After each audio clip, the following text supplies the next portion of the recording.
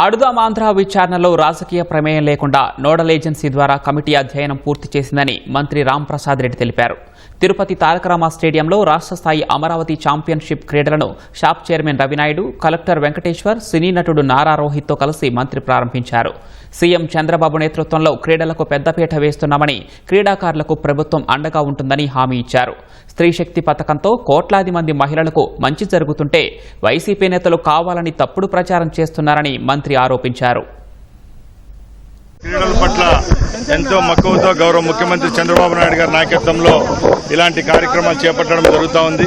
ఈ 3 రోజులు జరిగే క్రీడల్లో ఎవరైతే అత్యున్నతంగా పార్టిసిపేట్ చేసి మెడల్ సాధిస్తారో వాళ్ళందరికీ నేషనల్ స్పోర్ట్స్ డే నాడు వైజాగ్లో గౌరవ ముఖ్యమంత్రి చంద్రబాబు నాయుడు గారి ఆధ్వర్యంలో వాళ్ళకి ప్రైజ్ డిస్ట్రిబ్యూషన్ కూడా ఇవ్వడం జరుగుతుందని తెలియజేసుకుంటున్నా. క్రీడాంధ్రప్రదేశ్గా తీర్చిదిద్దే విధంగా 4 జోన్లో ఉన్న క్రీడాకారులంతా ఈరోజు ఇక్కడికి ఇచ్చేయడం జరిగింది.